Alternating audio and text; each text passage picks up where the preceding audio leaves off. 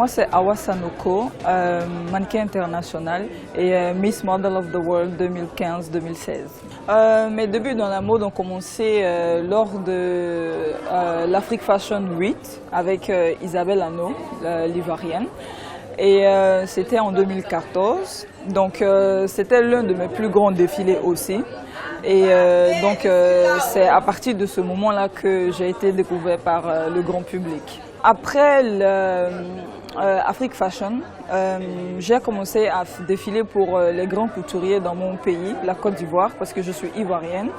Et ensuite, j'ai fait Fairies, les 20 ans de Gilles Touré. Après, j'ai fait Moreno, c'est l'une aussi des grands esthéticiennes en Côte d'Ivoire qui, chaque année, fait au moins 2 shows dans l'année. Et après ça, j'ai commencé à faire Elite Model Look, Ouest et Centrafrique, dont j'ai été la gagnante. Et nous sommes allés en Chine pour faire le concours international avec 66 d'autres pays venant du monde. Et après ça, j'ai fait plein d'autres défilés en Afrique, Dakar Fashion Week, des défilés au Ghana, FESMA Benin, d'où cette année la 8e édition, ma 2e fois de participer. Tout d'abord, moi, mon ambition première, c'était pas d'être mannequin, c'était juste d'être interprète en néerlandais et en anglais parce que je suis étudiante en linguistique. Et j'adore beaucoup les langues, donc moi je me voyais en tant qu'interprète et en même temps hôtesse de l'air. Et ensuite, au fur et à mesure, quand il y a mon entourage qui me regardait, il me disait « Mais attends, toi tu as la taille de mannequin et tout ça, et tu as tout ce qu'il faut pour être mannequin, pourquoi tu n'opterais pas pour le domaine du mannequinat ?» Je dis « Ah ben, je vais essayer voir ». Et donc, je crois que j'étais dans ma période de compo de baccalauréat et il y a un agent qui m'a interpellé, qui était lui aussi ancien mannequin, François Baillet, que je salue au passage. Et donc, celui-là, il m'a pris sous son aile, il m'a appris à marcher parce que le mannequinat, c'est suivre une formation. On ne devient pas mannequin comme ça parce qu'on se dit « Ah, moi j'ai envie d'être mannequin, donc on se lève pour être mannequin ». Il y a une formation, tu dois apprendre à marcher, tu dois apprendre à poser. Et donc moi, je me suis cachée pendant 2 ans parce que j'étais très jeune quand j'ai commencé avec lui. Donc je me suis formée avec lui et donc par la suite, après, j'ai changé d'agent. Je suis allée à l'agence Quayo avec Christine Bell qui est là même ce soir avec nous. Que je salue aussi au passage, qui elle avec un photographe ivoirien, Daniel Seri, que je salue aussi évidemment, qui ont su m'embellir, me donner un look. Bon, j'avais un look à moi-même d'abord, mais ils ont su à eux deux comment m'embellir, comment me façonner. Comme on le disait, j'étais avant une pierre brute et maintenant je deviens un peu plus bien embellie, bien taillée. Mais je continue toujours d'apprendre parce qu'on finit jamais d'apprendre dans ce métier. Je fais beaucoup les shootings que les défilés.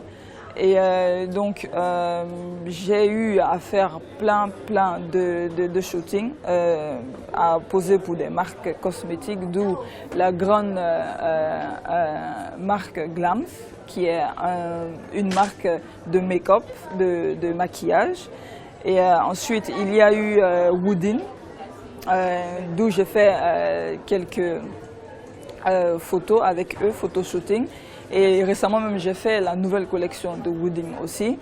Et donc voilà, et je fais aussi des défilés un peu partout, surtout en Afrique parce que je veux montrer une autre vision de la mode africaine. J'ai des bons souvenirs, je dirais que c'est l'un de mes plus grands défilés bien sûr, la partie où l'on m'a découvert.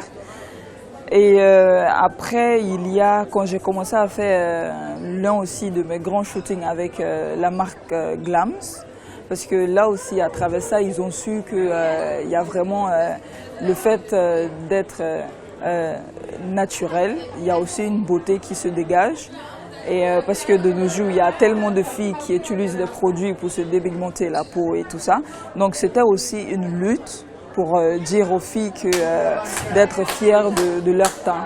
Les mauvais souvenirs, c'était carrément dans les débuts, parce que dans les débuts j'avais une coupe garçonnette un peu à la Grace Jones. Donc j'étais beaucoup jugée, on dirait pas bien, mais en mal. On me disait deux fois que je ressemblais à un garçon ou soit que j'étais comme transgenre et tout. C'était les moments les plus difficiles, mais ensuite après, quand tu vois que tu t'assois et tu réfléchis et tu dis, tu vis pas pour les autres, tu vis que pour toi, pour ton art et ce que tu aimes, et ensuite après ça passe. Moi j'ai un seul conseil, c'est que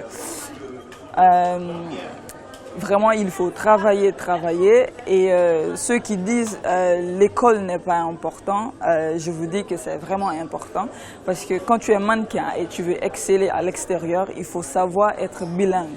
Et ensuite la deuxième c'est les filles, il faut vraiment que vous gardez votre teint naturel parce que elle nous rend fiers. Moi aujourd'hui je peux dire que je suis très fière de mon teint parce que sans mon teint, je n'en serais pas là aujourd'hui à vous parler ainsi.